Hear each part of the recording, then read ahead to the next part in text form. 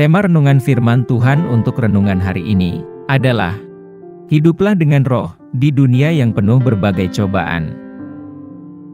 Ayat Alkitab yang kita baca sesuai bacaan Sabda Bina Umat GPIB hari ini adalah dari Galatia 5 ayat 16 sampai ayat 21 yang berbunyi sebagai berikut.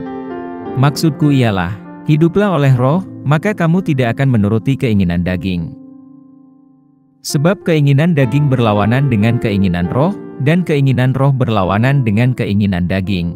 Karena keduanya bertentangan, sehingga kamu setiap kali tidak melakukan apa yang kamu kehendaki.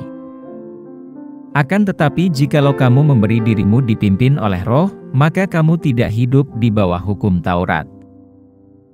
Perbuatan daging telah nyata, yaitu percabulan, kecemaran, hawa nafsu, penyembahan berhala, sihir, perseteruan, perselisihan, iri hati, amarah, kepentingan diri sendiri, percideraan, roh pemecah, kedengkian, kemabukan, pesta pora, dan sebagainya.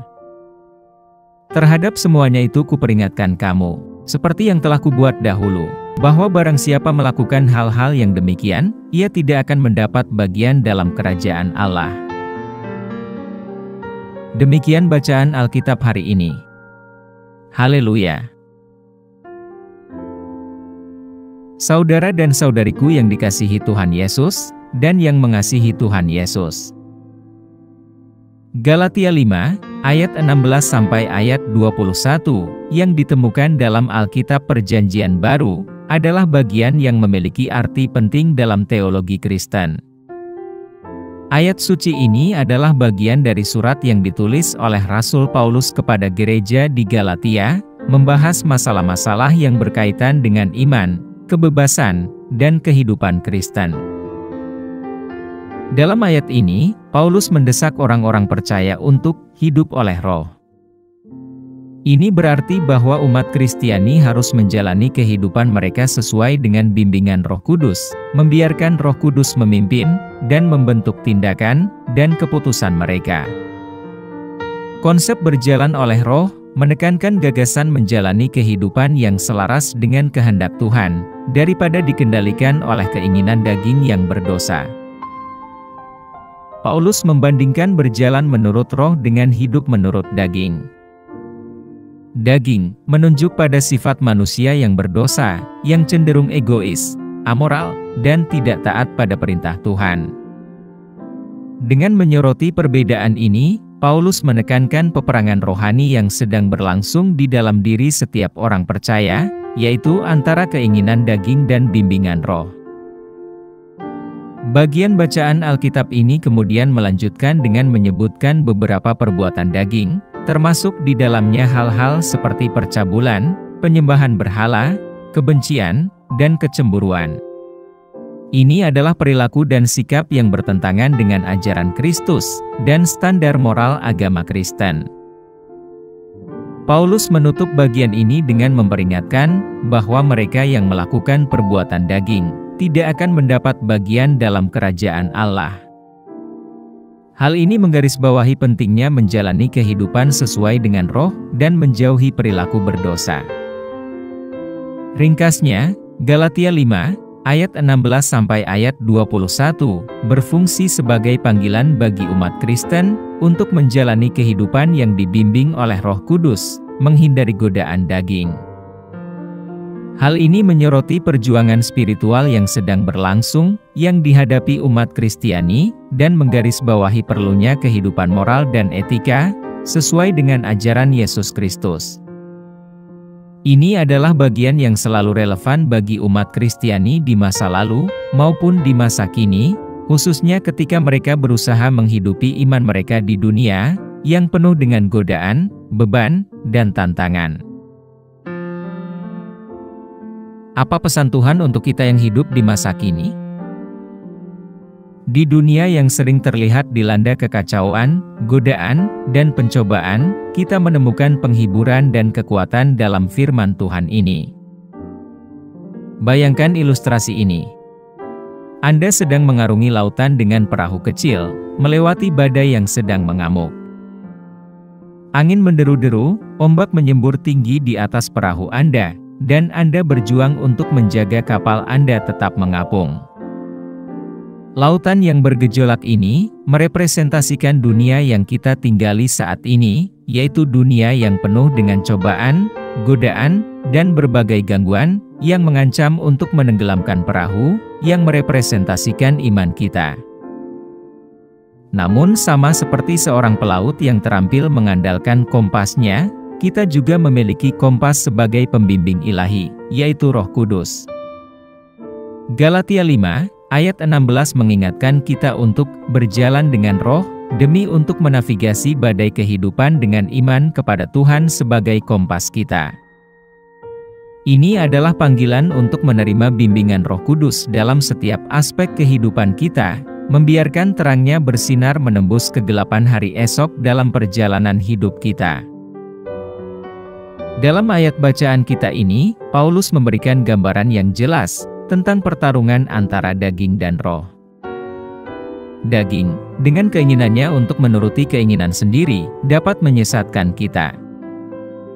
Namun kita dipanggil untuk mengatasi keinginan-keinginan duniawi ini, dan menyerahkan kendali hidup kita kepada Roh Kudus. Ketika kita melakukannya, kita menghasilkan buah-buah kasih, sukacita, kedamaian, kesabaran, dan banyak lagi. Seperti yang dijelaskan dalam ayat Galatia 5 ayat 22 dan 23, yang menyatakan sebagai berikut, tetapi buah roh ialah kasih, sukacita, damai sejahtera, kesabaran, kemurahan, kebaikan, kesetiaan, kelemah lembutan, penguasaan diri. Tidak ada hukum yang menentang hal-hal itu. Dunia mungkin menggoda kita dengan kepuasan instan, seperti melampiaskan kemarahan, iri hati, dan perselisihan, namun hidup dalam roh, memampukan kita untuk mengatasi godaan-godaan ini. Dalam menghadapi berbagai pencobaan, roh memberi kita kekuatan untuk menampilkan karakter Allah kepada dunia di sekitar kita. Apa yang harus kita terapkan dalam kehidupan kita sehari-hari? Tuhan memanggil kita untuk hidup dalam roh, bukan dalam daging. Seperti yang ditekankan dalam Galatia 5, ayat 16 sampai ayat 21. Dunia ini penuh dengan cobaan, godaan, dan gangguan yang dapat menyesatkan kita dalam menjalani hidup ini. Berjalan dalam roh berarti bersandar pada tuntunan Tuhan, sama seperti seorang pelaut yang harus menggunakan kompas saat terjadi badai. Pertarungan antara keinginan daging dan tuntunan roh memang nyata, namun dengan berserah diri pada pimpinan Roh Kudus, kita akan menghasilkan buah-buah kasih, yang adalah karakter Tuhan kita, Yesus Kristus. Kita harus menolak daya tarik dunia, yang hanya berupa kepuasan instan, seperti kemarahan, iri hati, dan perselisihan, yaitu dengan hidup dalam roh. Melalui kekuatan roh, kita dapat menjadi mercusuar harapan dan kasih bagi dunia yang sangat membutuhkan saksi-saksi Kristus yang hidup sebagai contoh nyata. Ingatlah selalu bahwa meskipun kita harus melewati badai kehidupan ini dengan arahan Roh Kudus sebagai kompas kita, kita akan mampu melewati pencobaan hidup dengan iman, kasih, dan tekad yang tak tergoyahkan.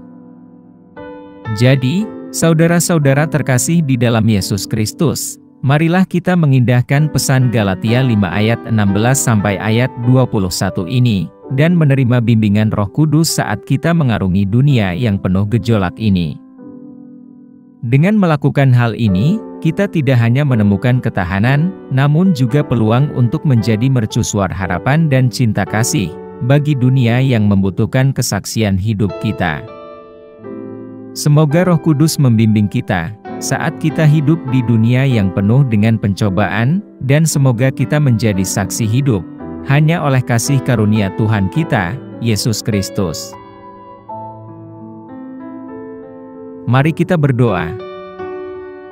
Tuhan Yesus, kami bersujud di hadapan-Mu, bersyukur atas pesan abadi-Mu dari surat Galatia yang kami baca hari ini. Tolong kami untuk bisa menerapkan kebenaran-Mu setiap hari. Semoga kami dimampukan untuk berjalan dalam roh, menghasilkan buah-buah roh, yaitu kasih, sukacita, dan kedamaian, di tengah pencobaan hidup kami. Kuatkan kami untuk menolak godaan daging, dan biarkan terang-Mu bersinar melalui kami, untuk menjamah kehidupan orang lain yang membutuhkan. Kami pohonkan doa ini dalam nama Yesus Kristus, Tuhan dan Juru Selamat kami. Amin. Kiranya Tuhan menguatkan kita, dan kasih karunia Tuhan Yesus menyertai kita.